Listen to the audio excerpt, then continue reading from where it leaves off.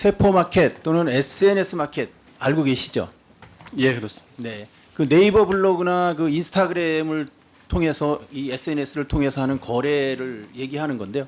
최근 그 온라인 쇼핑이 그 수요가 급증하면서 이 SNS 마켓을 통한 이러한 그 전자상거래가 아주 폭증을 하고 있습니다.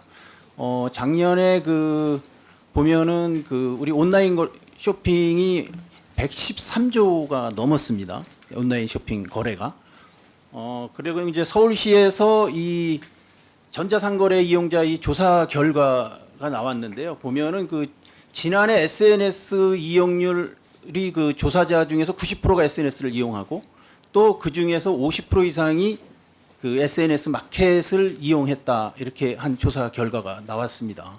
그리고 이제 공정위에서 지금 그 하는 것은 우리나라 블로그와 카페가 약 5천만 개가 있는데 그 중에서 한 9만 개가 이러한 전자상거래를 지금 하고 있는 그러한 카페와 블로그다.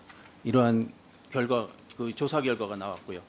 그래서 이 지금 인스타그램에 들어가서 마켓이란 이것을 치면은 관련된 게시문만 한 100만 개가 이렇게 나오고 있습니다.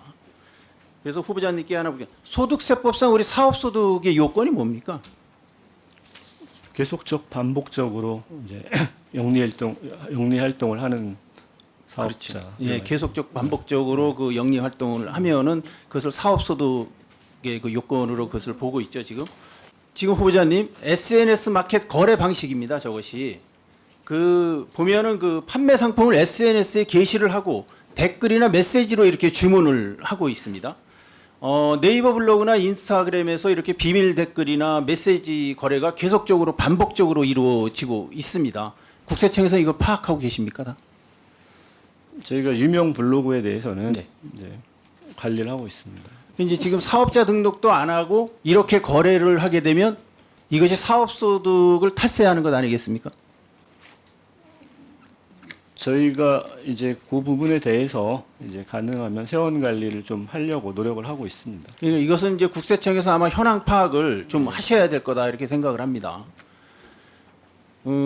이것이 이제 그 탈루의 문제만이 아니고 이 SNS 쇼핑 이용자의 3분의 1, SNS 쇼핑 이용자의 3분의 1 정도가 이 어떤 그 피해를 입은 것으로 이렇게 그 지금 조사가 되고 있습니다. 뭐냐면 현금 결제를 유도하면서 현금 영수증 발행을 안 하고 그리고 이제 환불 규정도 위반을 하고 그리고 위조 상품을 파는 등 이러한 문제들이 좀 있습니다. 그래서 이제 후보자님 요즘 최근 그 인블리 사태가 굉장히 국민적 공분을 샀는데요. SNS 그 인스타그램을 통해 가지고 홍보를 해서 굉장히 그 인지도를 높여온 사업자가 어쨌든 그 파는 호박집에서 이제 그 곰팡이가 나와가지고 국민적 공분을 산 적이 있습니다. 여기에 이제 이런 부분들이 SNS 이 쇼핑이 탈세 문제까지 더해지면서 이 SNS 마켓이 탈세하기 좋은 사각지대 아니냐 이런 우려가 지금 커지고 있습니다.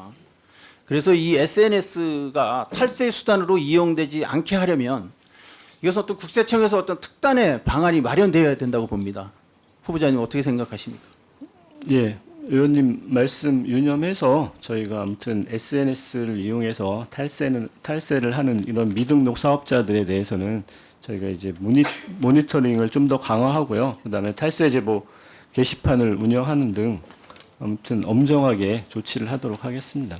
이 네이버나 인스타그램 이런 그 플랫폼 운영자들 이분들과 그 시스템을 공동으로 좀 구축을 하셔가지고 그래서 이 세무 의무를 좀 안내하고 그래서 사전에 이 탈세를 사전에 좀 차단을 좀 하고요.